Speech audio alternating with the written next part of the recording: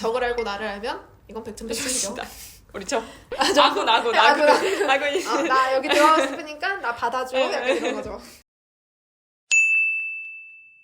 올해 시험을 볼 건 아니지만 내년에, 내후년에 이제 시험 봐야 된다 그쵸. 하시는 분들한테 좀 미리미리 공부할 수 있는 팁과 저희가 어떻게 했는지를 좀 알려드릴게요. 맞아요. 1년 동안 공부한 기록이 있었어요. 먼저 1월부터 1월, 2월에는 기본적으로 평가 스터디를 했어요. 근데 여기서 이전 대학원 수업에서 DSM이나 평가나 치료를 한 번 정도는 봤다는 전제 정도로 시작을 했고요. 한 주는 웨이즈, 한 주는 로르샤, 한 주는 MMPI, 뭐 한 주는 신경심리 이런 식으로 이제 그 각자 정리를 해서 공유했던 것 같아요. 대학원에서. 그리고 이게 지금 당장 막 다 알진 못하더라도 나중에 시험 볼 때 들춰볼 자료를 만든다 이런 생각으로 했었어요. 맞아요. 그럼 이제 검사들도 봐야 하는데 크게 뭐 3가지, 더 넓게 보면 4가지를 중요하게 생각하시면 될 텐데요. 일단 지능, 웨이즈 보셔야 하고요. 웨이즈 말고 이제 위스크가 나오는 경우도 많아요. 그러니까 지능 문제에 이제 위스크 뭐 5가 어떻게 변화했는가 뭐 이런 식으로 나올 수도 있으니까 그런 것도 잘 보시면 좋을 것 같고, 그다음 로샤, MMPI 요 3가지는 풀배터리에서 제일 중요한 장애들이니까 요거는 기본으로 다 준비를 해주셔야 하고, 그럴 때는 이제 SNSB, 세라드 같은 게 어떤 식으로 진행이 되는지 거기 안에 각 소검사가 뭘 평가하기 위한 건지 정도는 알아주면 좋지 않을까 싶습니다. 근데 보통 뭐 수능 공부 아니면 공시 공부 뭐 모든 이제 중요한 시험에는 우리가 단권화가 중요하다고 하잖아요. 맞아요. 그래서 많은 책들을 딱 하나로 요약을 해서 시험 보기 딱 30분 전에 후루룩 보고 딱 시험에 들어가는 그런 식으로 이 단권화 자료를 만든다고 생각을 해주시면 좋을 것 같아요. 이제 각각 어떤 식으로 공부를 하는 것이 좋을지 좀 디테일하게 말씀을 드릴게요. 이거는 저희가 MMPI를 공부를 했던 건데 이렇게 각각 상승 척도 쌍을 써서 좀 어떤 게 중요한지, 프로파일에서 보이는 방어 기제는 어떤 건지 이런 식으로 단순히 MMPI 그 척도만 달달달 외우는 게 아니라 이 척도가 가지고 있는 좀 대표적인 그 특성들이 어떤 건지 그 특성이 다른 평가에서는 어떤 결과로 나올 것인지, 표현이 임상적으로 어떻게 나타날 것인지 네, 이런 맞아요. 것들을 볼 수 있어서 비전형적인 우울에서는 어떤 게 나타나는지 이렇게 봤던 것 같고요. 로샤 같은 경우에는 저희 로샤의 그 종합체계 워크북 그리고 로르샤 해석의 원리.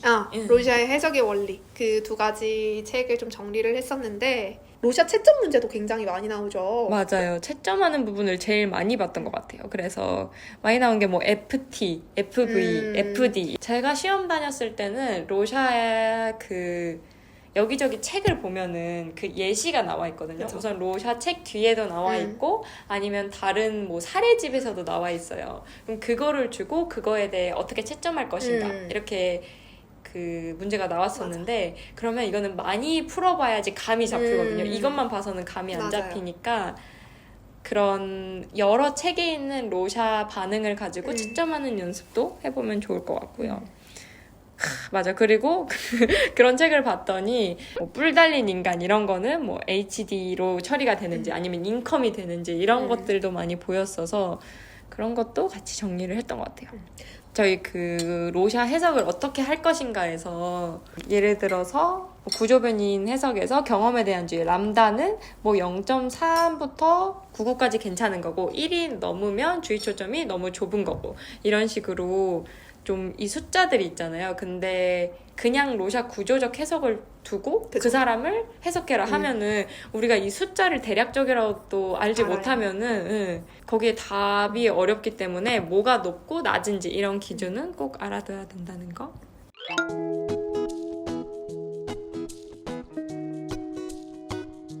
제가 1월이랑 2월에는 평가 스터디를 했고 이제 3월에서 6월까지는 DSM 스터디를 했어요. 우리 DSM 기본 3회동은 해야죠. 우리 대학원 다니면서 3회동은 했으리라 생각합니다. 네. 하셔야 해요. 하셔야 합니다.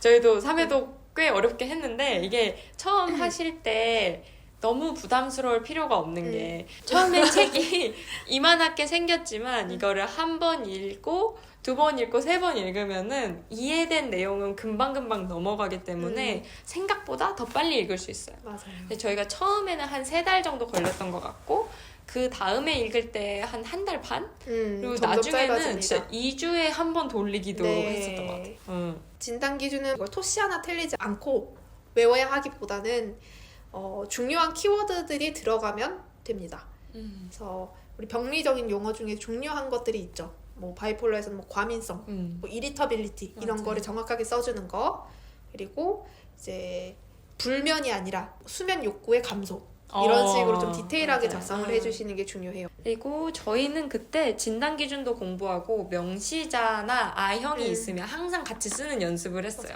근데 이게 그 막상 공부를 안 해놓으면 시험장에 갔을 때 기억이 안 나거든요. 이게 뭐 이너텐티브 타입이었나? 이제 이너텐티브 뭐 프리젠테이션인가? 이런 것도 미리미리 공부를 해놓으면 좋을 것 같아요. 또 이거를 해야 한다는 개념을 가지고 있는 지원자구나를 인식시키는 게 중요하니까 뭐라도 쓰는 게 좋습니다. 그리고 정신병리 중에 DSM도 있고 좀 그 DSM에서 원인과 치료도 좀 볼 수 있겠죠. 좀 DSM 같은 경우에는 DSM을 통째로 좀 정리를 했었어요. 자, 이렇게 진단 기준을 다 기본적으로 정리를 하고 진단 기준도 좀 이런 핵심 키워드 위주로 지적 기능과 적응 기능. 지적 장애를 진단하기 위해서는 이 두 가지 가장 고려를 해야 한다 이런 거 보고 진단적 특징이랑 이 부수적 특징에서 의외로 그 객관식 시험이 많이 나옵니다. 네. 걸러내는 거. 걸러내는 거죠. 이런 부수적인 특징을 많이 봐주시면 좋고 남녀 성차 발생 평균 연령 이런 것들도 중요하고 아이디 보다 보니까 보인 건데 뭐 아이디랑 뭐 자폐랑 부수적 특징 저 외우는 팁은 좀 이 장애가 뭘 많이 나타낼까 이게 다 외울 수는 없잖아요. 이제 DSM이 그러면 ASD는 그냥 아이디인 애들에 비해서 더 공격적인 사고나 이런 게 많이 나타나겠다라는 거를 좀 이어서 외워둬야지 나중에 객관식 나왔을 때 그나마 체크할 수 있을 것 같아요. 맞아요. 그래서 단지 이거에서 끝나는 게 아니라 내가 가지고 있는 많은 지식들을 다 연결지어서 공부를 해야지 그런 연습들이 꼭 필요할 것 같아요. DSM을 다 정리를 하고 진단 사례집에서 중요한 장애의 사례들을 좀 가지고 왔습니다. 그래서 이런 식으로 하고 진단하고 또 어떤 감별 진단이 필요할지 이런 식으로 저희가 정리를 했었고 그래서 원인 같은 경우에는 저희는 현대 이상심리학이라는 책에서 기본적으로 봤어요. 그게 깔끔하게 정리가 되어 있기도 하고 심리학 책 중에 되게 약물적인 거나 뭐 심리적인 거나 다른 지원도 깔끔하게 잘 정리를 해놨더라고요. 그래서 그거를 기본으로 보고 만약에 더 보고 싶다고 하면 최신 정신의학 이런 것도 참고를 해도 된다. 그 약물이 중요한 장애들이 몇 가지 있잖아요. 뭐 스키조라든지 바이폴라라든지 이런 장애들에서는 약을 어떤 식으로 쓰는지 그 약의 기전이 뭔지 정도는 파악을 하는 게 좋지 않을까 싶습니다. 최소 뭐 도파민, 세로토닌 요 정도는 해놓으면 좋을 것 같아요. 치료 같은 경우에는 뭐 1세대, 2세대, 3세대 치료가 어떻게 흘러갔는지 개괄적으로 알고 있으면 좋을 것 같고요. 장애별 치료법은 아까 말했듯이 현대 2, 3심리학 정도에서 준비하면 될 것 같아요. 그러니까 그때 보니까 치료 분야에서 많이 출제되는 문제가 스키조, 바이폴라, MDD, 뭐 앵자이티 장애들 그리고 치료법이 좀 확실한 OCD나 PTSD, BPD 이 정도 모든 장애를 순차적으로 훑으면서 그거에 대해서 좀 이것도 수련 전에 볼 기본 자료를 만드는 시간이었죠.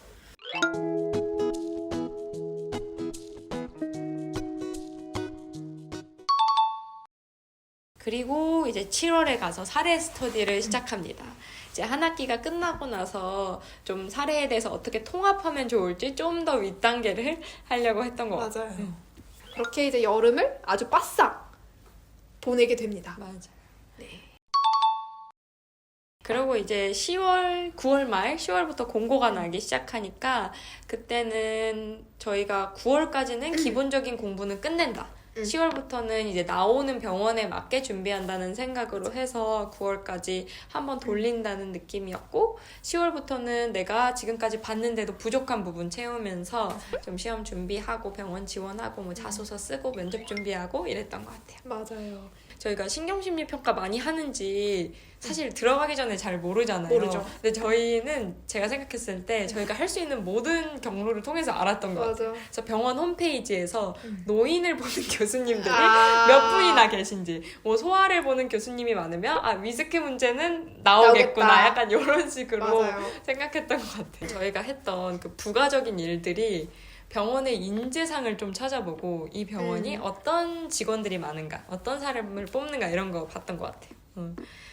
그래서 그때 했던 게 지금 과장님은 누구신지, 지금 어떤 논문이 나오는지, 혹시나 슈퍼바이저 선생님이 누군지 알 수 있는지, 이렇게 한국임상심리학회 이런 데 쳐보면 나왔던 것 같거든요. 맞아요. 결국 최종에는 정신과 과장님이 들어오시거든요. 대부분. 그런 경우가 많죠. 맞아요. 대부분 들어오시기 때문에 그분들의 아이캐칭 하는 것도 사실 중요한 것 같고, 또 나의 상사가 될 슈퍼바이저 선생님이 어떤 연구들을 해왔는지, 어떤 검사들을 개발을 했는지, 아니면은 보고서 쓰는 스타일이 어떤지까지도 한번 최대한 수소문해서 보시고 그럼 좋을 것 같아요. 맞아요. 여기까지 하면은 거의 그 기업에서 그쵸. 뽑을 때 회사 분석한 것처럼 병원 분석을 좀 한 거죠.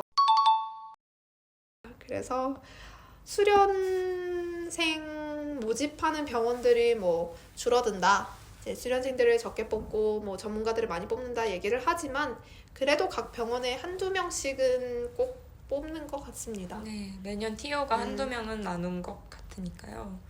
그리고 저희가 시험 볼 때 되게 불안했던 게 내가 여기는 한 번 그래도 그 자소서는 통과가 됐는데 시험에서 떨어지고, 시험에서 통과됐는데 면접에서 떨어지고, 이런 게 좀 반복이 될 수가 있어요. 근데 저희가 막상 수련을 받아보니까 그런 분들이 얘는 마지막에는 안 되겠어 라고 해서 안 되는 경우는 많이 없고, 어느 정도 실력이 출중하기 때문에 거기까지 올라갔다고 맞아요. 생각이 들거든요.